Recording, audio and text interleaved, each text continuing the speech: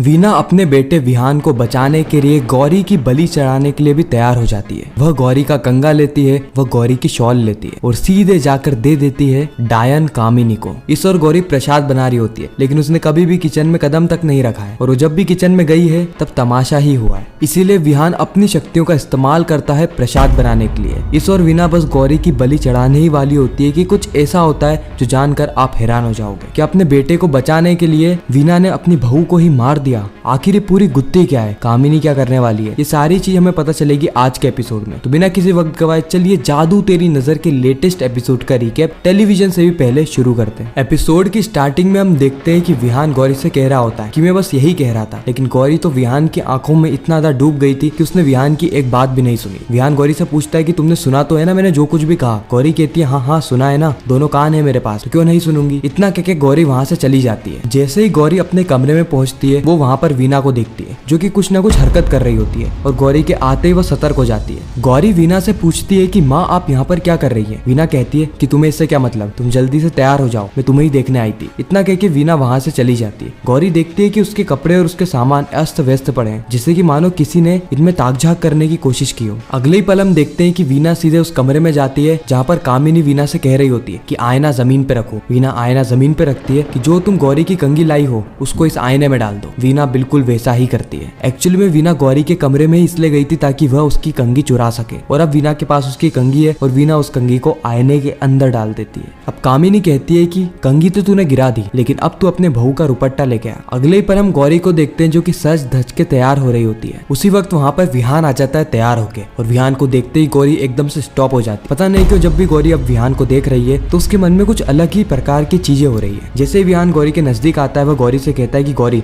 मैं तुमसे कब से बात करने की कोशिश कर रहा हूँ। उसके बाद विहान गौरी से कुछ जरूरी बात कर रहा होता है, लेकिन गौरी कुछ भी चीज नहीं सुनती है। वो मानो विहान की आंखों में खो गई होती है, एकदम स्टैचू बन जाती है। विहान को यह बात तो समझ में आ रही होती है कि गौरी कोई बात सुन ही नहीं रही है, इसलिए वो गौरी से कहता है कि गौरी तुमने सुना ना मैंने क्या कहा। गौरी कहती है हाँ हाँ सुना ना, मेरे पास भी दो कान है, आपने जो बोला ना वो बिल्कुल सही बात है। विहान कहता है कि क्या सही बात है। गौरी कहती है आप तो कह दिया ना, कह दिया तो कह दिया, छोड़ो अब उसको, जो भी थी सही बात थी। लेकिन इतना कहकर गौरी वहां से जा ही रही होती है कि वहां पर राशमी आ जाती है। राशमी कहती है कि बहू कहाँ जा रही हो, तुम्हें प्रसाद बनाना है ना। गौरी कहती है कि आप उसकी टेंशन मत लो, मैं बाजार जाऊंगी तो वहां से ले आऊंगी। उसी वक्त राशमी कहती है कि नहीं नहीं नहीं नहीं, बाजार से थोड़ी ना लाना है, घर पे ही बनाना है, होममेड। और ये बाजार से लाने वाली बात बड़ी जीजी को मत कह देना, नहीं तो वो गुस्से में आग बबूला हो जाएगी। उनको शुद्ध घर में बनी हुई मिठाई ही चाहिए, इसलिए जाओ और रसोड़े में जाके मिठाई बनाओ। इतना कहकर राशमी तो वहां से चली जाती है, लेकिन गौरी की वाट लग जाती है क्योंकि गौरी ने तो कभी खाना बनाया ही नहीं होता है। उसे तो सिर्फ एक काम आता है, वो आता है टैक्सी चलाना। विहान को यह बात पता है क्योंकि जब एक बार गौरी चाय बना रही थी तो उसने चाय का सत्यानाश कर दिया था।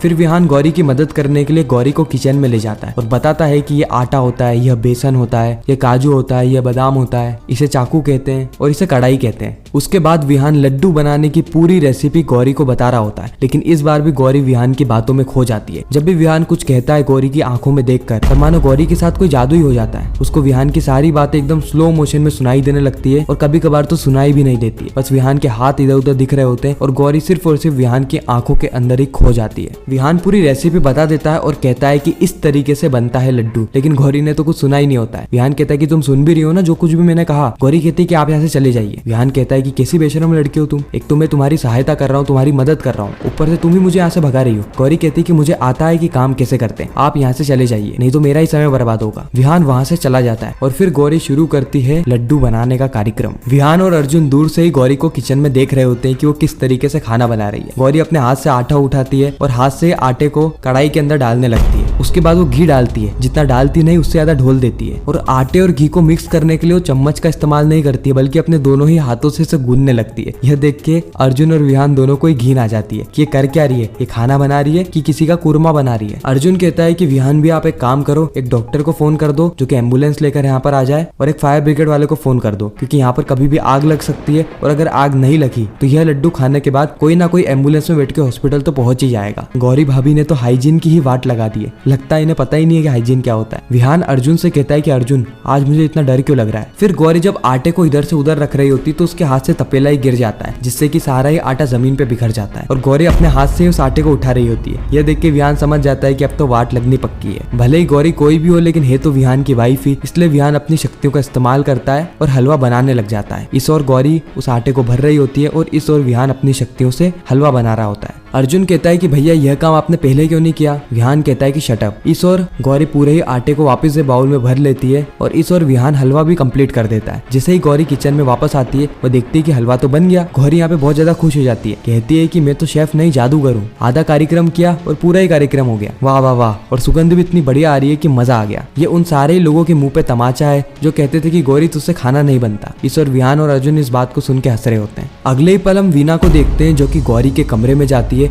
और वहां से गौरी का दुपट्टा उठा लेती है। वीना वहां से सीधे जाती है अपने कमरे में, जहां पर डायन कामिनी पहले से ही वीना का इंतजार कर रही होती है। वीना कहती है कि कामिनी मैं ले आई हूँ गौरी का दुपट्टा, लेकिन पहले तुम मुझे यह बताओ कि तुम इस दुपट्टे से करने क्या वाली हो। आखिर तुम्हारा मकसद क्या है, तुम गौरी के साथ क्या करोगी। कामिनी सबसे पहले तो वो दुपट्टा वीना से लेती है और कहती है कि तूने अपने बेटे को बचाने के लिए अपने बहू को मौत के मुंह में डाल दिया है वीना। तू बहुत ज्यादा मतलबी है वीना, बहुत ज्यादा। तूने आज से 25 साल पहले मुझसे भी मेरे बेटे को छीन लिया था और आज तेरे बेटे से तू उसकी पत्नी छीन रही है। अगले ही सीन में हम हर्ष को देखते हैं जो कि सिया को बाहर निकालने की कोशिश करता है। वो पिंजरे को तोड़ने के लिए पत्थर लेकर आता है, पत्थर से जोर जोर पिंजरे पे मारता है। उसके बाद किसी और चीज को लेने के लिए दूर चला जाता है। इस ओर हम सिया को देखते हैं जो कि अपनी पूरी शक्तियों का इस्तेमाल करती है, लेकिन फिर भी वो इस पिंजरे से बाहर नहीं निकलती है। इस ओर हर्ष खुदाई करने लगता है कि उसे कोई ना कोई रास्ता जरूर मिल जाएगा, लेकिन उसे कोई भी रास्ता नहीं मिलता है। सिया कहती है कि तुम्हारे पास सब कुछ है, बस दिमाग नहीं है। तुम्हें नहीं पता कि यह पिंजरा कोई मामूली पिंजरा नहीं है, यह बलिदान पिंजरा है और इस पिंजरे को बाहर से कोई भी नहीं खोल सकता। इसको खोलने का सिर्फ एक ही रास्ता है कि कोई अगर मेरी जगह बलिदान देने के लिए तैयार हो और इस पिंजरे में कैद होने के लिए तैयार हो तो मैं इस पिंजरे से बाहर आ सकती हूँ, लेकिन मेरे लिए कौन ही कैद होगा। हर्ष को बिल्कुल भी समझ में नहीं आ रहा होता कि वो करे तो करे क्या हर्ष खुद इस पिंजरे में जाएगा, ये तो मैं आने वाले एपिसोड में ही पता चलेगा। इस ओर हम वीना को देखते हैं जहाँ पर कामिनी वीना को गौरी की कंघी और गौरी का दुपट्टा वापस कर देती है और कहती है कि जा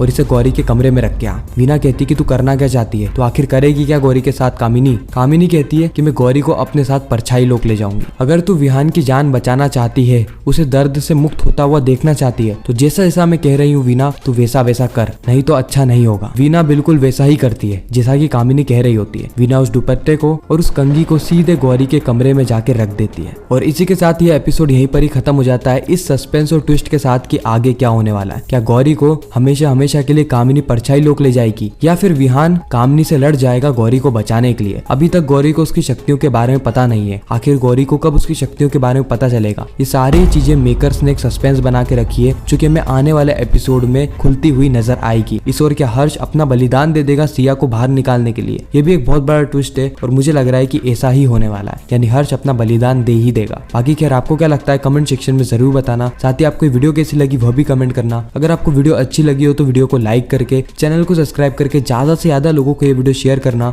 ताकि हमारी फिर से मुलाकात हो।